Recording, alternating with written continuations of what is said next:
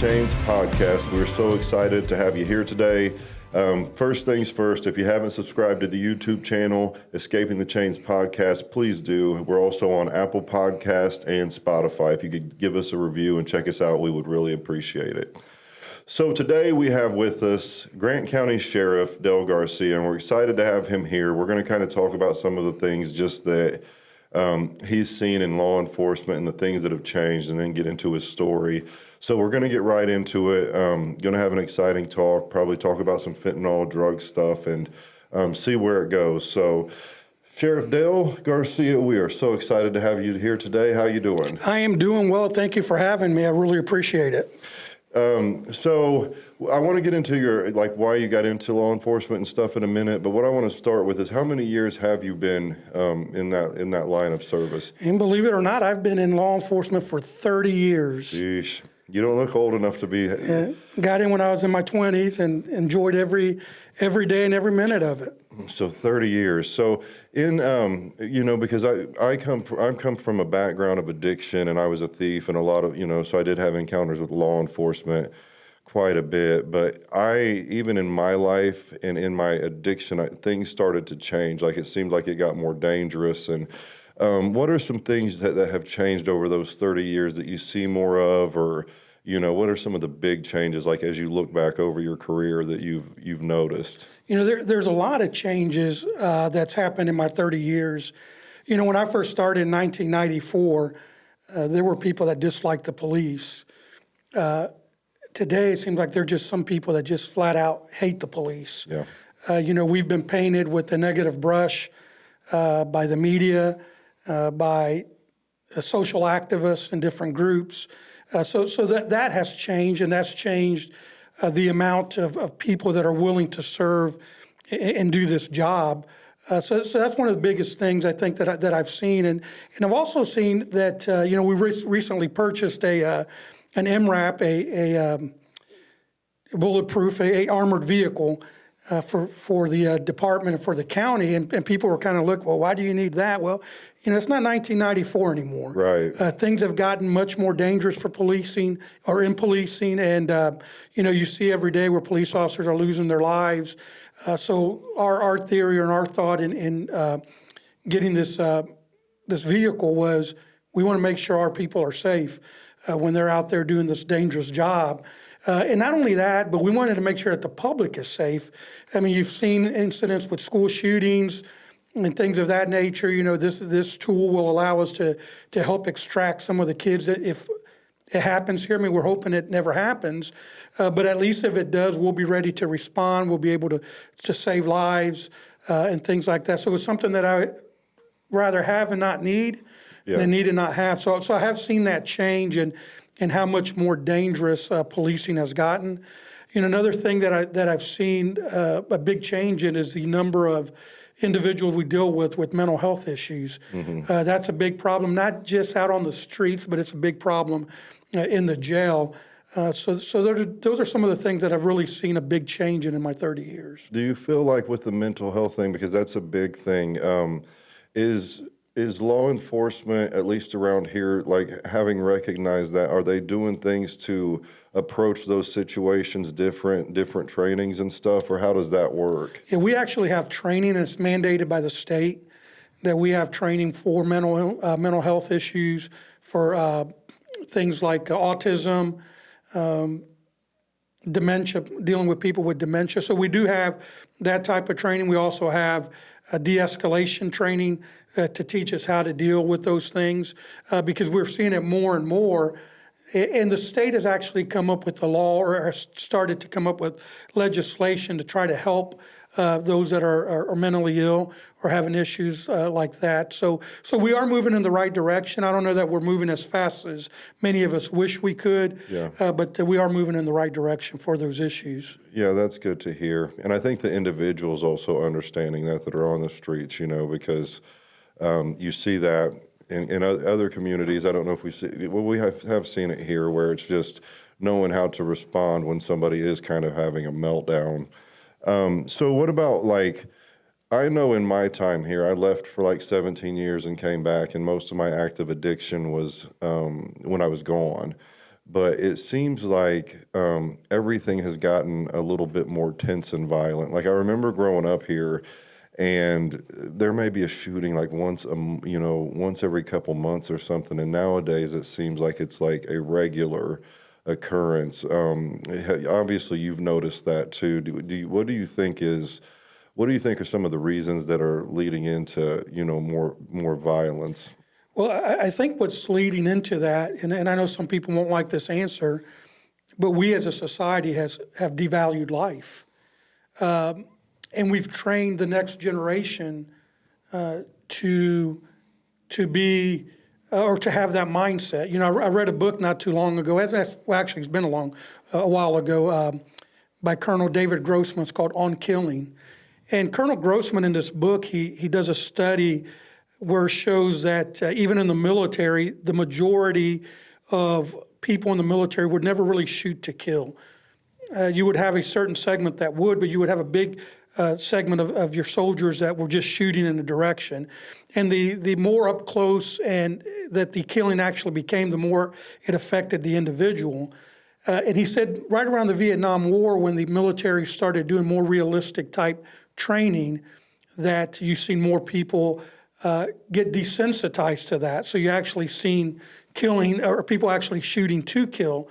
But then he brought that home in a new chapter he had put in the book about teenagers and kids, that we are training them and desensitizing them to life by the music people listen to, the video games they play, and different things like that. So one of the things he mentions in the book that you would have someone that would drop a bomb on a city that would kill thousands of people, and it wouldn't affect them the same way as it did someone that was maybe hand-to-hand combat and would kill someone, because it wasn't as personal from that high up. Yeah. He kind of brought that together with the idea of we're training a whole generation of kids to be desensitized to taking someone's life by, like I said, movies, video games, the music that we listen to. So I think that's been a big part of it. I think we've devalued life. And I think that's led to that. I think another thing that's led to it is fatherless homes. You'll see that people or kids that grow up without a father are more likely to be in trouble with the law and things of that nature. And they're going to find acceptance, and they're going to find a father figure somewhere. So a lot of them will go to gangs or different things like that to where they find that father figure. So I think those two factors play a part. And it's not the only reason why, but it does play a part of it. Yes. And then so this is something where I want to link kind of hang my hat. Is what do you think? So we went through the pandemic, and fentanyl started hitting the communities. And I know, like for Marion, it was a lot of crack when I was younger, was kind of the thing. And as things have transitioned through pills and meth and heroin, and then we've landed on fentanyl. How much of an impact has that had on law enforcement? And then how much of an impact do you think it's had? I know from where I stand, which is a recovery coach and kind of dealing with families and stuff, it's been an insane increase in just, how in losses, overdoses, people getting a little bit more wild. But yeah, what's your take on that? And because I know you've seen it, but yeah, just share what it's been like for law enforcement trying to combat that, and the fentanyl, and just because of how dangerous it is, and it's coming into the communities, and trying to stop it can be a challenge. Yeah, it definitely is a challenge. When we have and I don't want to get political on the issue, but when we do have an open border and are allowing that stuff to come in, just I don't want to say freely, but more easily. For the cartels that are bringing it in, it doesn't only affect the southern states in America, it affects us. Like you mentioned, we have a big problem here in Grant County. Our deputies are constantly going to calls where people have overdosed. Our deputies now carry Narcan with them to make sure we're trying to save those that we're able to save. So we're seeing it, and not only in overdoses and things of that nature, but I'll give you a perfect example, because I know sometimes people talk about victimless crimes. Well, we had an issue, and I don't know if you remember reading in the paper, I think about a year or so ago, the nurse that was killed by Lakeview where a car went into her lane, they went head on. The survivor of that caused the wreck was actually on fentanyl and some other drugs. There was a citizen that was behind her. It had a dash cam on his car, and caught the whole incident on digital film, right, or not film, but on his digital camera.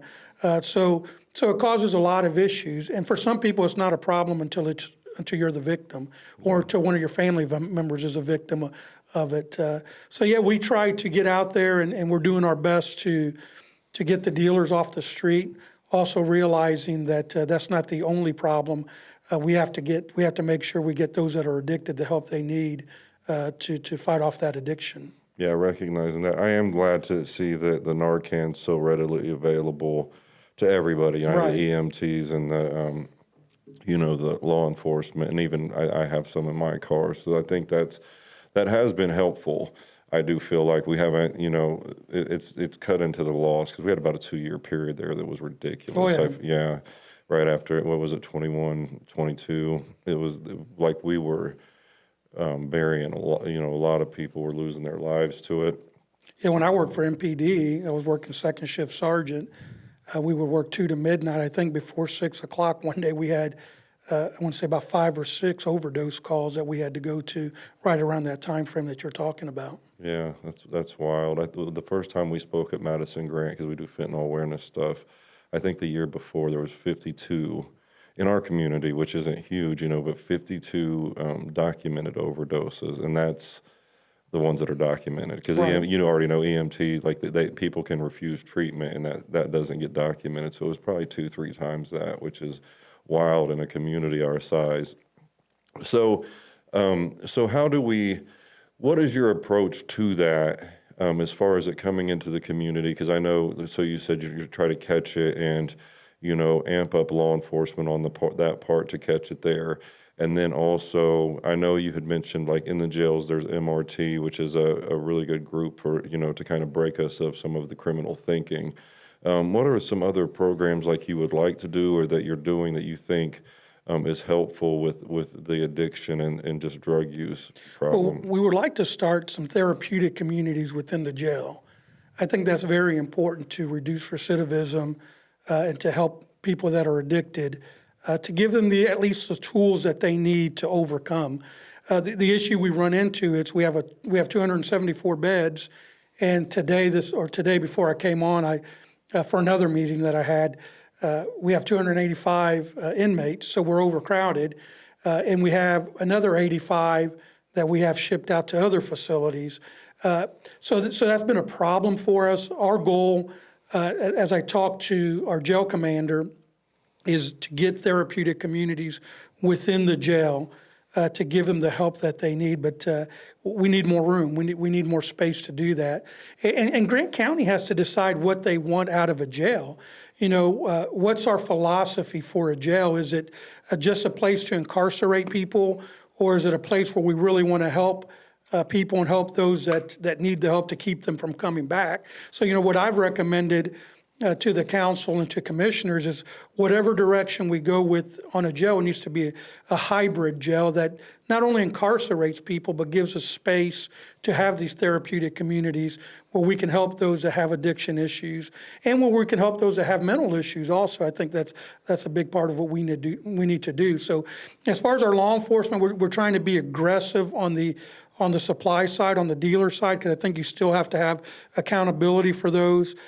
Since I've been sheriff for a year and a half, almost going on 2 years now, we've been able to work a few cases where we actually have been able to charge an individual with dealing resulting in death from someone dying of an overdose. So we've been able to do that, and we're going to continue to be aggressive in that. And now we just have to add part 2, and that's get aggressive on the addiction side. So I'm hoping that as we continue to move forward, that we're able to get the space that we're needed to start those programs. Is charging somebody who knowingly sold somebody fentanyl that cost them their life, is that something we're going to start seeing more? Do you feel like we'll start seeing that more on a regular basis? Because I'm seeing communities start to do that. But is that something you feel like might become like a standard at some point? It has to a certain extent. It's just difficult to prove sometimes. Mm-hmm. And unfortunately, in our line of work, it's not what you know, it's what you can prove. Yeah. So a lot of times we know who the dealer is, but actually proving that he's the one that actually supplied that fentanyl that he or she overdosed on, sometimes difficult to do. So we'll continue to work those cases, and we kind of work those backwards from the overdose deaths to the actual dealing. So we'll continue to put emphasis on that, and I think you'll see that become a norm where we're actually investigating that. But how many we're actually able to charge gets a little bit more difficult. Yeah, I think with the dealing part, I think one of the saddest things, I have friends, who did time for dealing, and now they're very productive. That they're salesmen. They're productive members of society. So it always kind of makes me sad when somebody does get locked up for dealing. I think, and it's not that I'm soft. It's not that I am soft on that, but it just. It is kind of sad, especially when you see them younger, because it's just like the only thing that, for some of us that was really modeled as your way to be successful was that. So I do think the MRT programs and stuff are good. But when I look at it in its totality and the people that I know, and so many people, like I said, have spent time in prison for things like that, and now they're productive.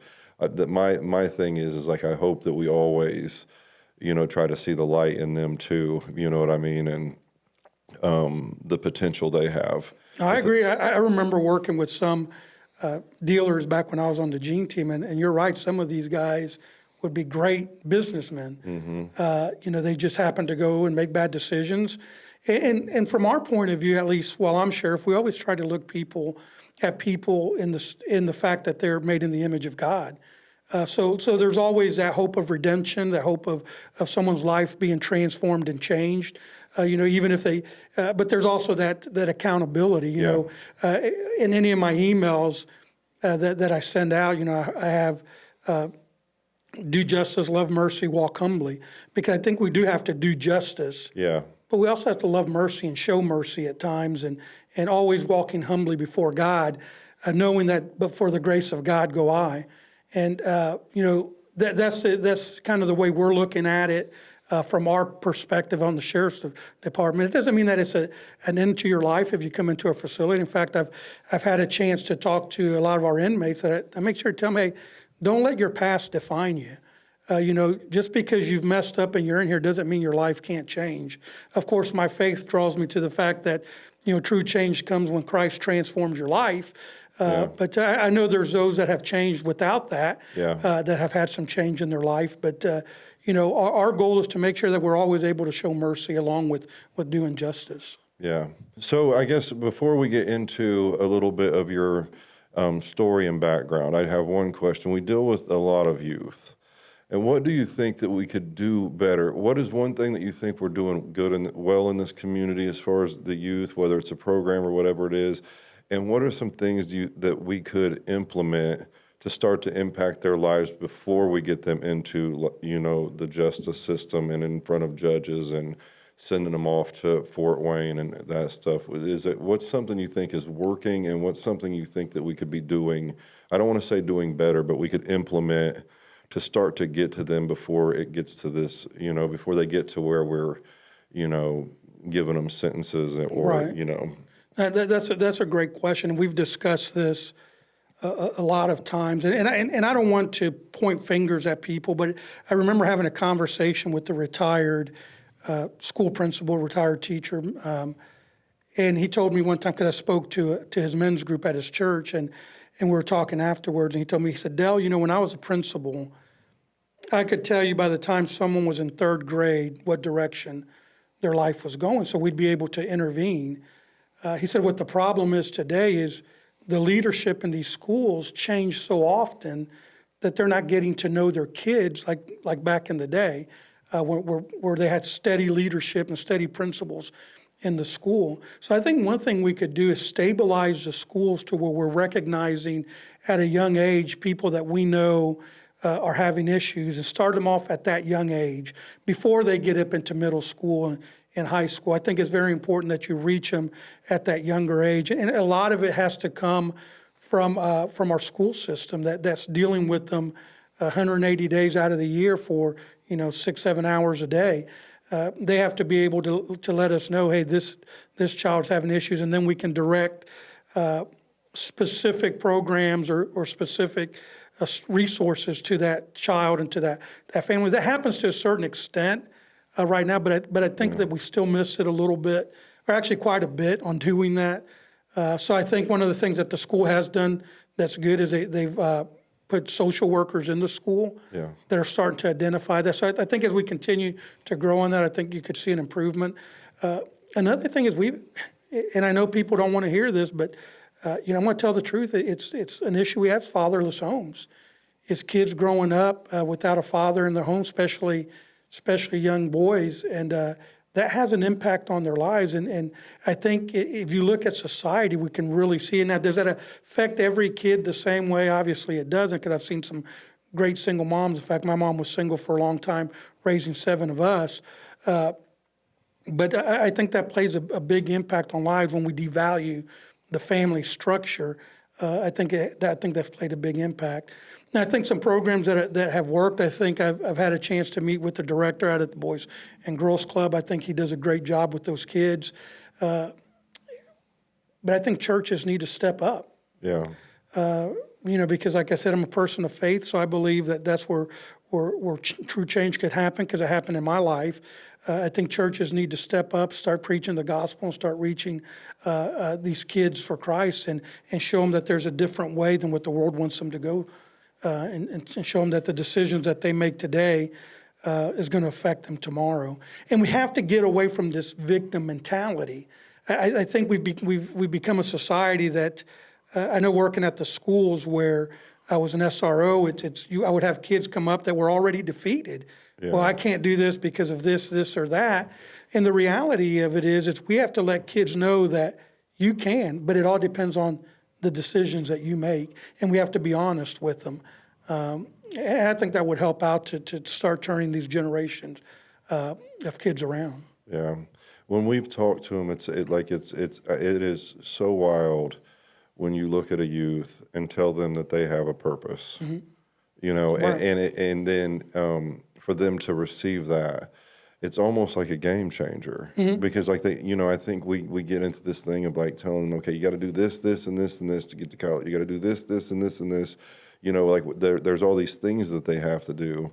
But we've literally gotten messages after just telling somebody that you have a purpose in this life, and they made some changes just off of that. They'd message us and be like, hey, I quit vaping. I'm not going to party this weekend because I have a purpose, and I know that there's a life past this little bubble that I'm living in right now. Right. That seems so big, So, all right. Well, that's I appreciate you opening up about that stuff. It's really it's really a big part of my heart and what I do, especially with the addiction stuff, recovery stuff, and then the youth. The more you work with the youth, the more, whether you feel called to it or not, the more passionate you become. Right.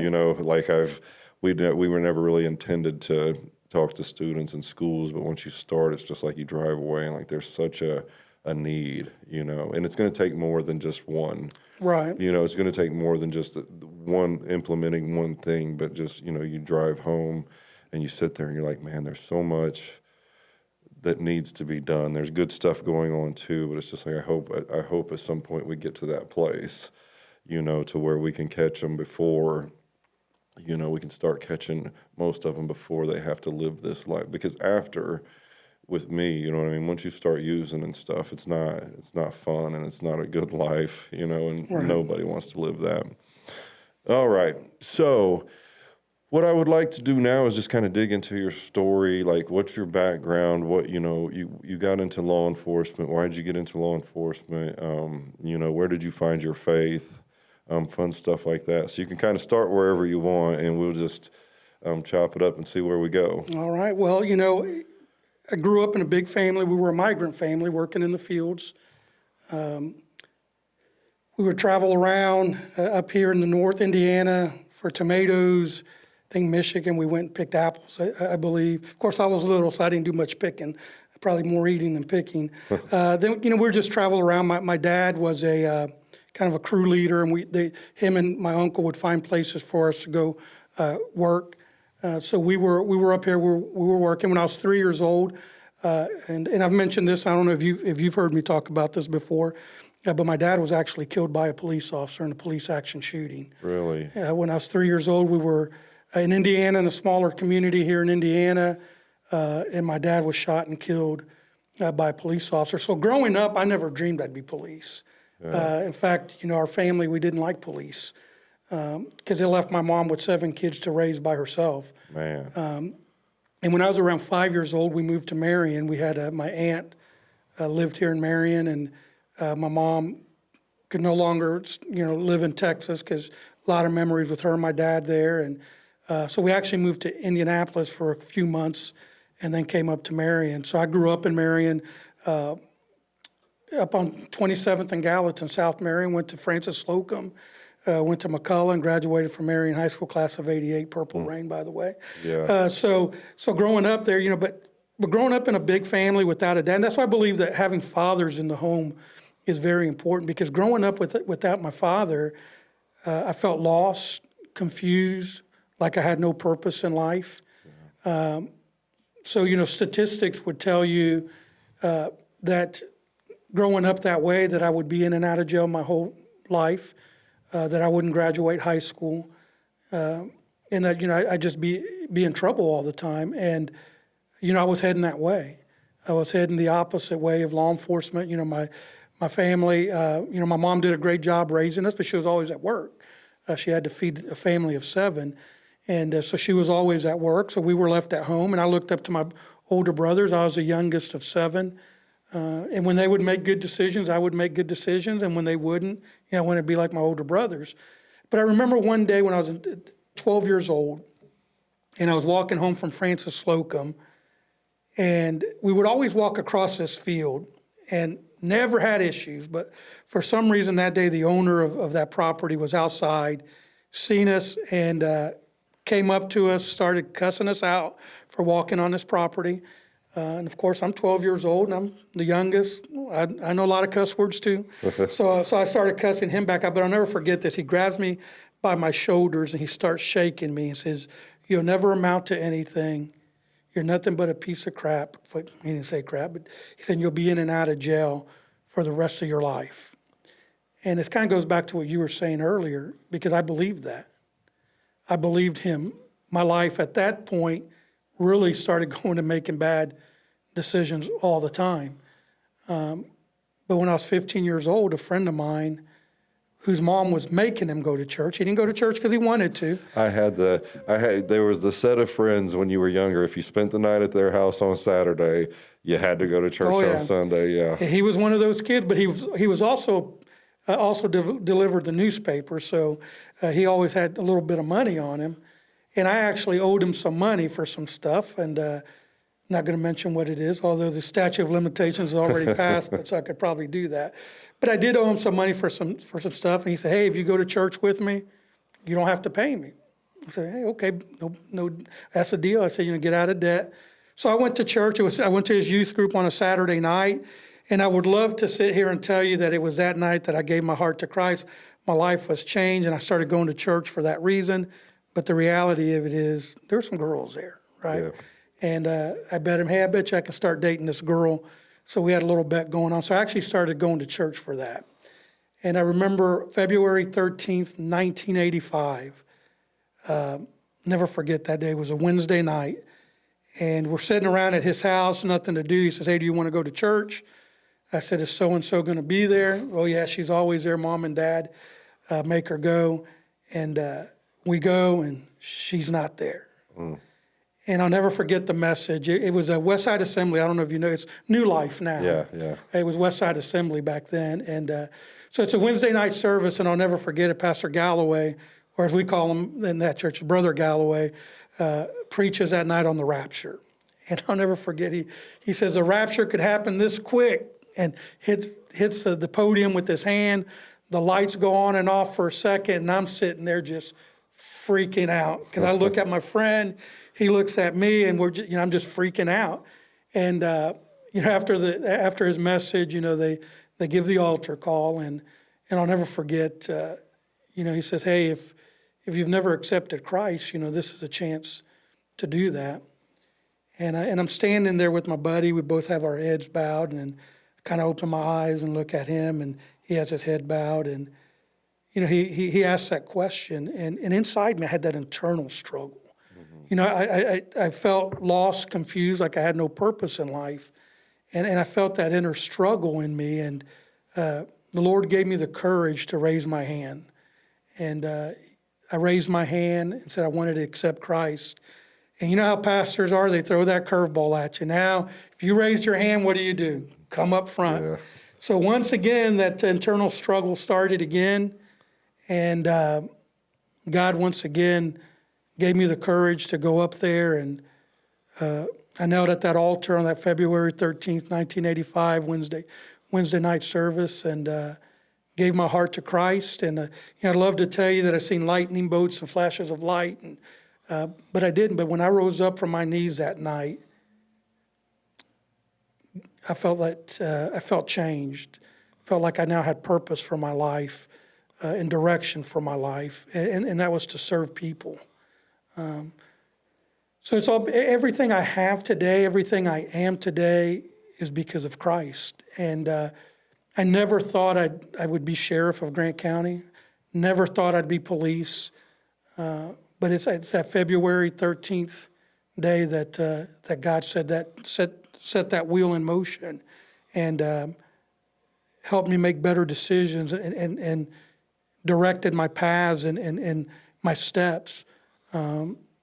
He just transformed my life, and I just got up that day and I was a new person. That is so wild. And he got you there with a girl. Yeah. Right?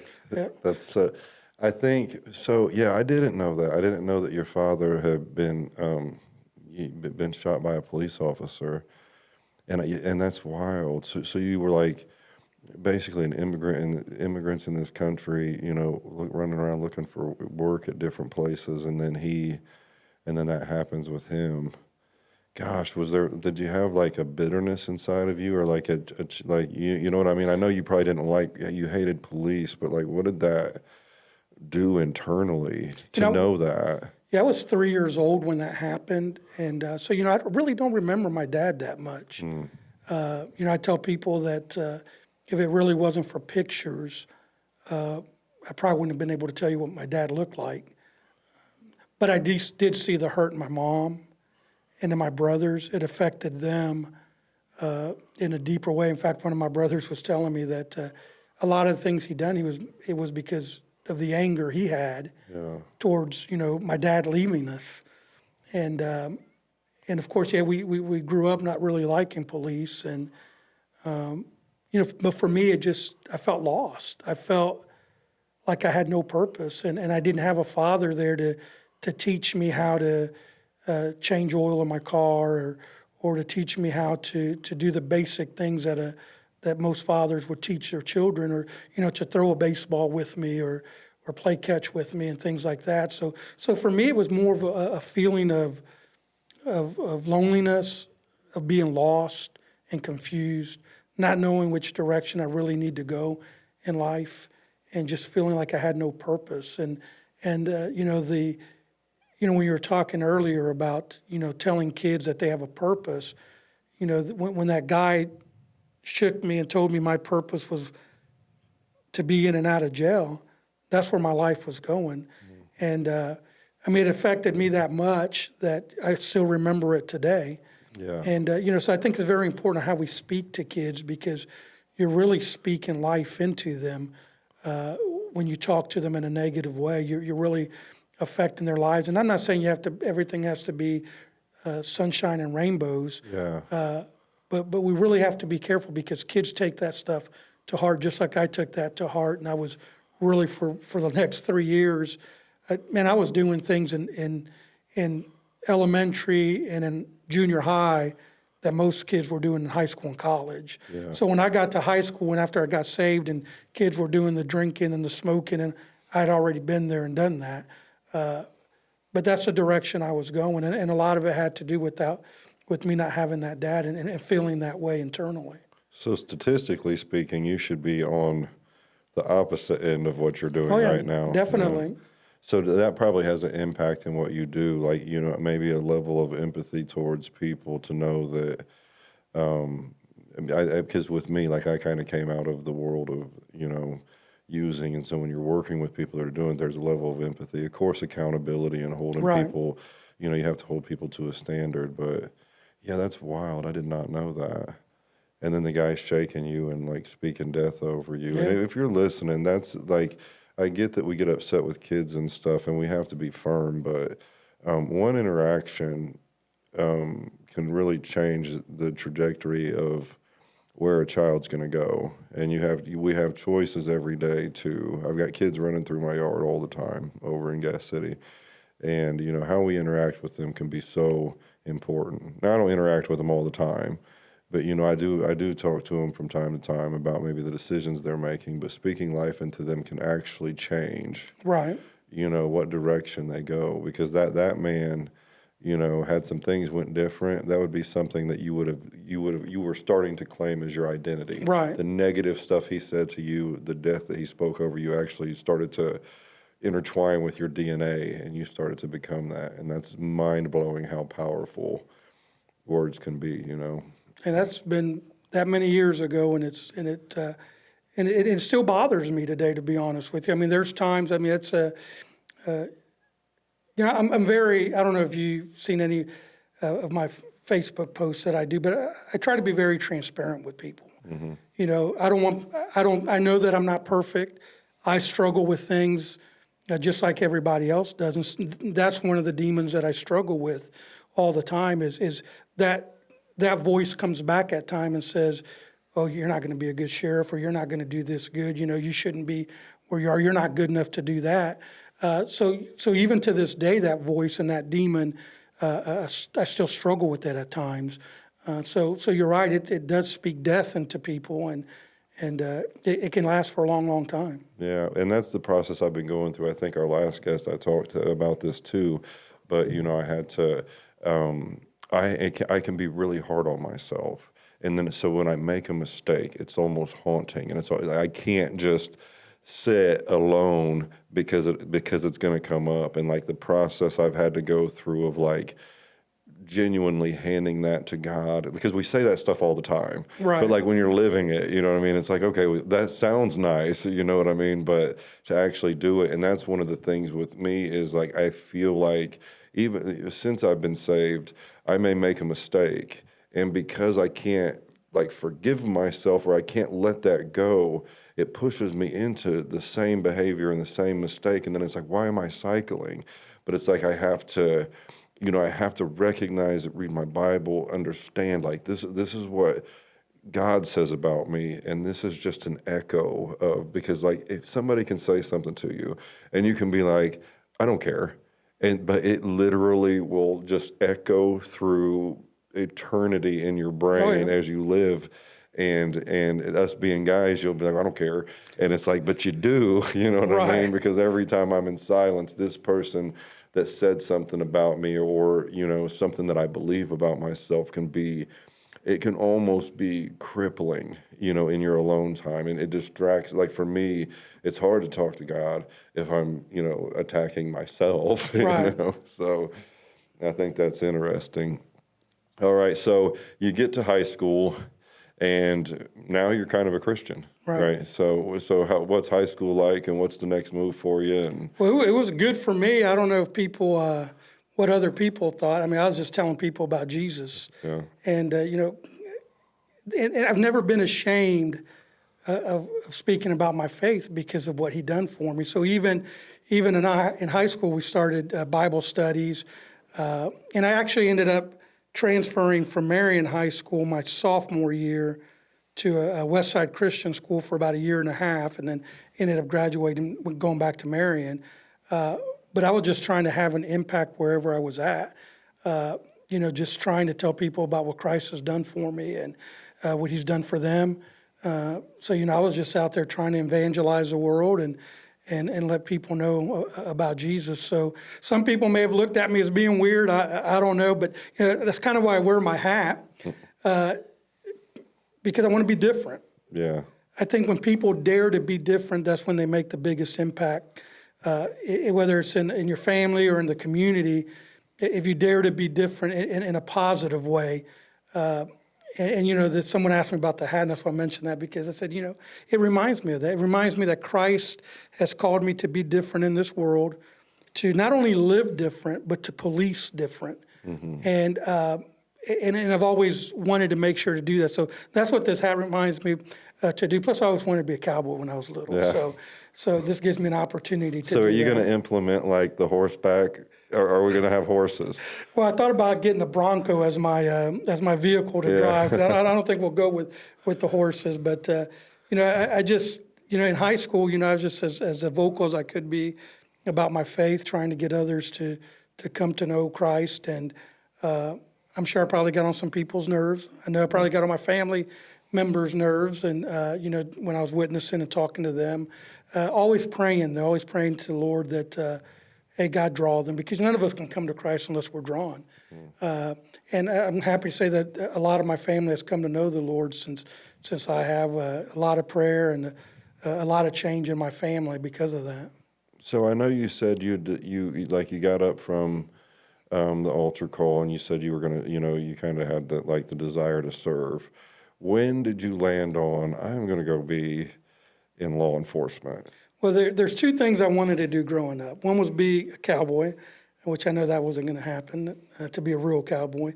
Second was to be in the military. I wanted to be in the Army. So getting out of high school, I joined the Army National Guard while I was in high school, hoping to go active duty once I got completely done. And then what happened while I was in there, there was a full-time position that opened up in the Guard, where I actually got to serve active duty full-time military, but I did it here at the Marion Armory. So that was a blessing for me to do. And that's how I felt that God wanted me to serve, by serving my country and my state. My wife's boss, she worked at Star Bank, Tom Drook, was a retired chief of police. So I would go into the bank every once in a while, and I remember going in there one time, and he said, "Hey, I think you'd make a good police officer." And I just kind of blew him off at first. We don't like police. I don't want to go that route. But after he mentioned that, God really started speaking to me. After talking to my wife and we prayed about it, I decided in 1993 to apply. I was brought on the force in 1994. God just has a way of always throwing you those curveballs. And he said, "Hey, I want you to serve in this capacity." And we were faithful to him and listened and did what he asked me to do, and that just kind of set me in the path that I'm on, and just trying to be obedient to God, and knowing that I wanted to do policing, but I knew that I could do it differently, treat people fair, and do the best I can in policing. So God just opened that door for me to serve in that capacity, and we went ahead and did that. And 30 years later, you become the sheriff of Grant County. Grant County. And we decided to run. I was ready to retire and I did retire after 27 years, and I actually got on at McCullough as a school resource officer, which was a good gig, because I was a youth pastor for a couple years before I got in, or while I was in the National Guard. So I took the job as an SRO at McCullough, where I would work during the school years and have my summers off getting paid, great gig. When the George Floyd thing happened, I just felt God saying, "Hey, I want you to run for sheriff." And I didn't know if I'd win.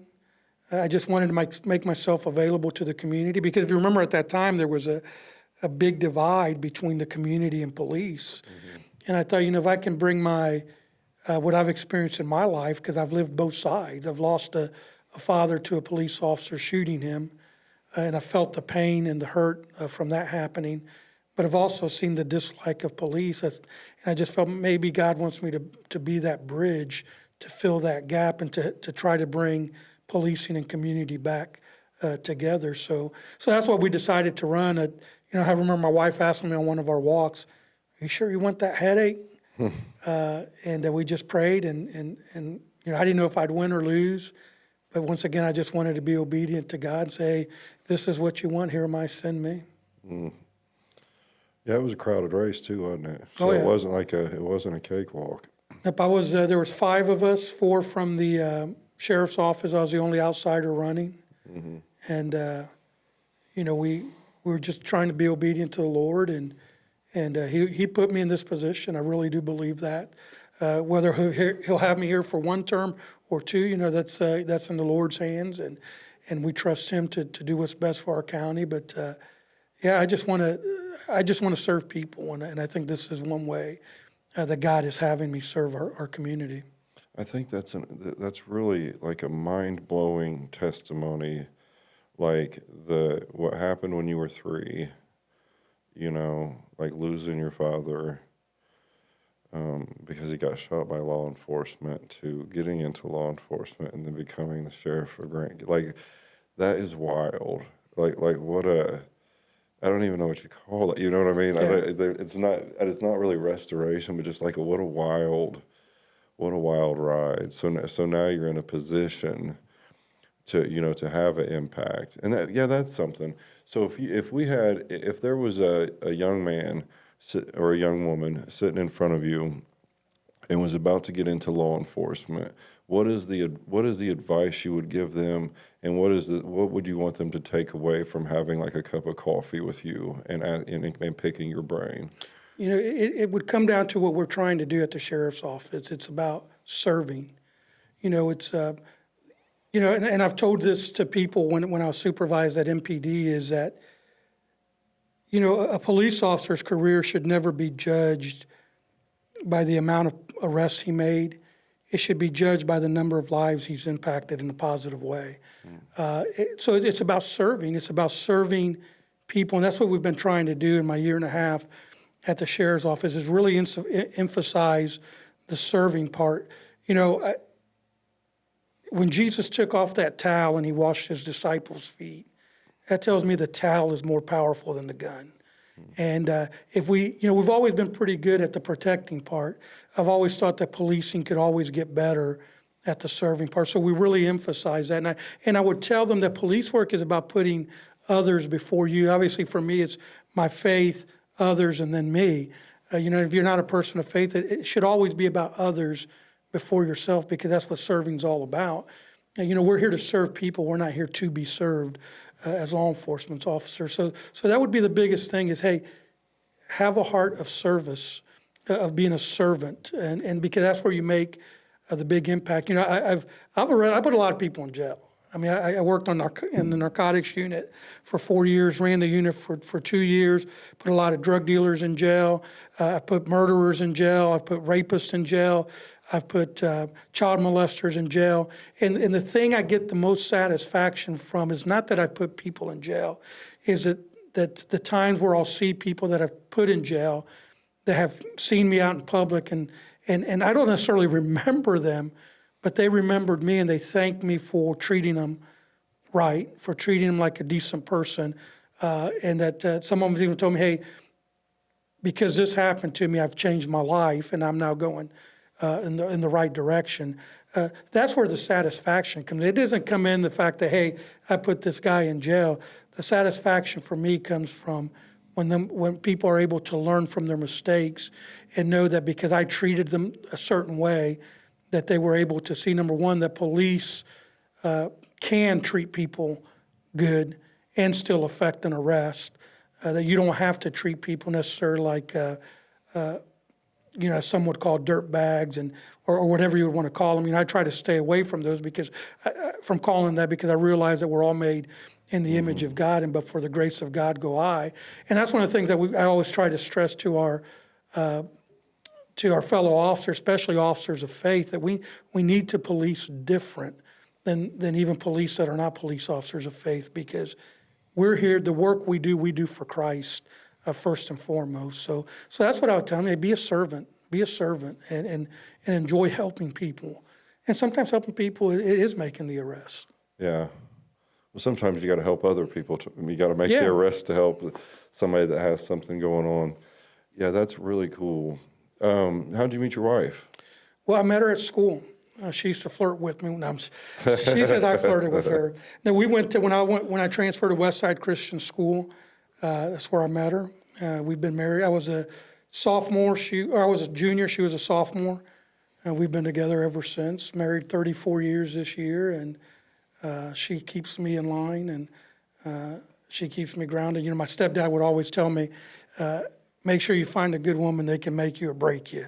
Mm-hmm. And, you know, the Lord brought her into my life, and she's been a good spouse, a good teammate, a good helper for me. It's probably challenging for a spouse of somebody in law enforcement, I imagine, because the hours are, especially you get on some of those different like task forces, it's probably crazy hours, and she probably gets worried about you, and it's just, and there's no kind of end to that, right? No, they go through it. They go through it with you. You know, I don't know how many Christmases I've missed, how many birthdays I miss because we have to work. You know, it's unlike any other job, really. Maybe the closest job, military. And of course, military having a lot harder than we do, especially if they're in a war zone. But you know, there's really only two jobs where people are actively seeking to hurt you, and that's if you're in the military or if you're in police work. So yeah, it's you know, my wife tells me that, especially now with social media, you know, I've been in some pretty hairy things or intense things in my career, and I remember when we had the shooting at McDonald's. I don't know if you remember that. McDonald's was being robbed, McDonald's South, and our deputies our officers, I'm at MPD at the time, we get there pretty quick with the guy still being there.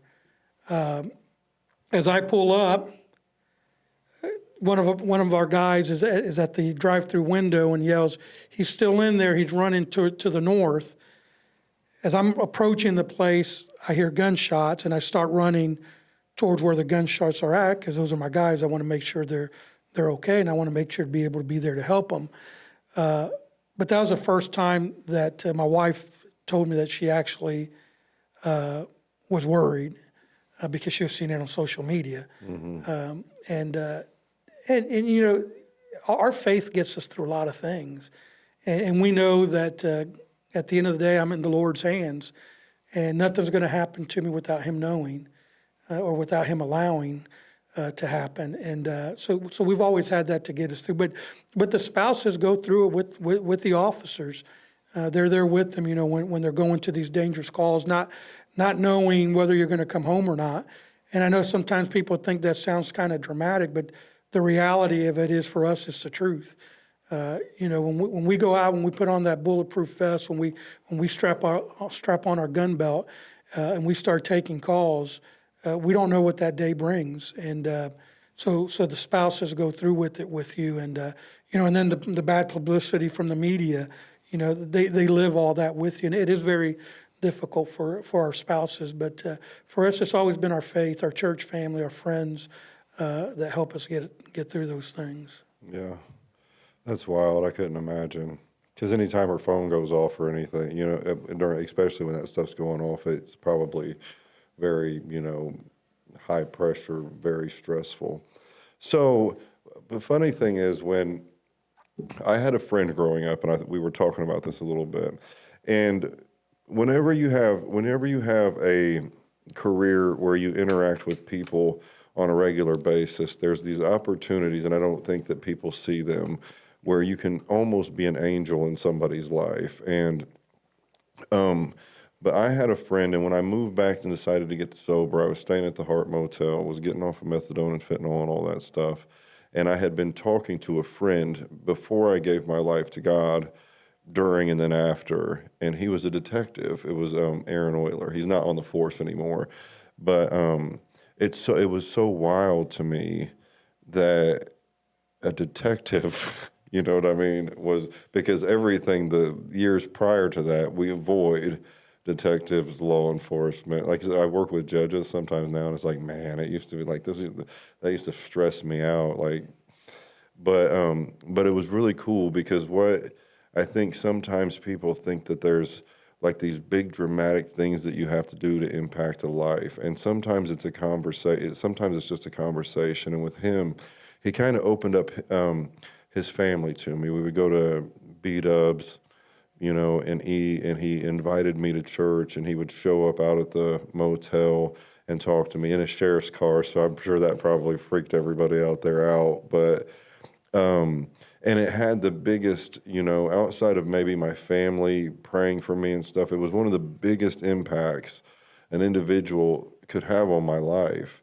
And I couldn't believe he was even okay being seen with me. Like, not that I was still on probation in Anderson for some little stuff, but yeah, I think there's so many opportunities there when you interact with people that much. But like with him, it literally steered me. He showed me, Jesus saved me, and I went to the cross. But he was kind of a flashlight of like, hey, go that direction, go that direction. And I'm forever grateful. I still talk to him and stuff. But I just, I think sometimes we can get our stereotypes in general really can jack some stuff up, because there's people that we need to be working with, and there's people that we need. And sometimes because they wear a badge, or sometimes because they are a felon, we don't connect with those people. And I'm so grateful for him, and just in general, I think, I had good encounters, a lot of seatbelt violations, but for the most part, with with law enforcement after that, which changed a lot because they used to stress me out. But I think, and I've heard stories, and you don't know this, but I've heard stories about you dealing with, pulling somebody over, and that encounter, like, the person may have not like changed in that moment, but it was enough to where I heard about it through, 2 or 3 people. And so if anybody in law enforcement, nursing, any of the things where we interact with people, I know that stuff can get discouraging, but you literally have the opportunity to, touch lives on a regular basis. And I think the thing is, in a lot of different careers, people don't ever get the thanks that they deserve for the, and they don't get to see the fruit. Right. Like you pull somebody over, give them a ticket and give them a word that may have changed, or you're never going to see them again. Right. And they're 5 years later, they're like, this cop pulled me over one time, and it kind of changed my life. So I want to thank you for all of your service, but also just that, all of the people that are out there serving and interacting with people, because me and you hadn't had much of a conversation before you came on. I was like, hey, you want to be on the podcast? You're like, yeah. I was like, we're going to talk about God a little bit. But even in that, like, I've heard of people encountering you. And that's what Aaron told me sometimes. He'd be taking somebody to jail, and they'd be like grateful that he handled them nicely. And it's like, I've never been in that situation when somebody's taking me to jail. I'm not a fan, but so is there anything else like you would like to share about your faith or what you got going on right now, or, just anything, just open conversation? You mentioned Aaron, and you would be surprised how many people in law enforcement are that way. There's a heart behind the badge, and the vast majority of people in law enforcement are people who want to serve. Now, we do get them knuckleheads just like any other profession. Yeah. But that's the exception. That's not the rule. I think the rule is most people that get into this profession is because they do have a heart of a servant. Now, there's some that through time that heart gets hardened, and to be honest with you, there's times that I've had to pray and say, Lord, soften my heart, because we do get a little jaded when all you see is a negative, and that's what people don't realize. It's just not policing, but even like your firemen and those that work in EMS and things of that nature. We see the worst of society, I remember one of the first calls I went to, one of the first crime scenes I did, it was a double homicide suicide, where a guy kills a 13-year-old girl and her 18-year-old sister, and then shoots himself. And there's still times where, if I smell a certain smell, that I can see that 13-year-old face right in front of me. or or calls where where I worked a call where a 2-year-old baby is burned and dies from chemical burns. So we do this because we want to serve, and sometimes our hearts can get a little jaded and can get a little hardened. So we just got to pray and say, Lord, for me, I just had to pray and say, God, soften my heart. I don't ever want to get to the place where that doesn't bother me, because I think that's where we get into trouble. But when you're talking about Aaron, he's doing nothing but serving Christ by serving you, and that's the mentality that we're trying to get back. That's been my mission, to get back into law enforcement, is serving people, others first. We get into trouble when it becomes about us. The excessive force happens when it becomes about us. But if we always keep that we're here to serve people, then that happens less. Because what the public needs to realize, it's taking someone into custody that doesn't want to be arrested is ugly. Yeah. It's an ugly part of what we do. But when they're fighting us, what they're really doing is they're fighting society. And they're basically saying, we don't care what your laws are. We don't care about breaching the peace. We want to do what we want to do. No one's going to hold me accountable. So sometimes that gets ugly, unfortunately. But if we always remember that it's about others before us, I think it can be less ugly. Yeah. For everybody, and I think that should always be our goal, especially in law enforcement, and is that attitude of servanthood. And of course, like I said, mine comes off from my faith and things like that, and I just want to make sure that I'm a good representative of Christ when I'm out there. But everybody remember, I'm not perfect, so I'm going to screw up, and I do things, and I've had to apologize to people I've dealt with. Yeah. I remember going to a call one time and saying some things. I didn't cuss anybody out or anything like that, but saying some rude things to the homeowner, and I had to go back and say, "Hey, I'm sorry. Yeah. Will you forgive me? I didn't mean. I shouldn't have said that. I mean, I meant to say it because I said it, but I shouldn't have said that, and I had to ask for their forgiveness. And it's because it's others first before ourselves. So. Yeah. All right. Well, that was really good. I thank you for sharing a lot of stuff to take away from that. Really good conversation. Thank you, everyone, for listening. Thank you for Dell for coming out. Make sure you follow us on subscribe on YouTube, Apple Podcast, or Spotify. A lot of stuff to take away from that, and I also it is in our faith about serving people and just remembering that everybody is, a child of God behind whatever it is, career they do or whatever it is, the decisions they're making, and we have to show the grace that we want to receive, or vice versa. But I know that it takes a lot of grace for me to get through just a day, so I have to also in turn try to show that grace. That was a really good conversation. Dell is the Grant County Sheriff. And they have a page, right? You have the Grant County Sheriff's Office for Facebook. For Facebook, yeah. And if you want to see what they have going on there and the programs and the things they're trying to do, go check them out on Facebook. And Dell, it was a pleasure having you. I'm glad you came in, and we thank you so much. Well, I appreciate you having me.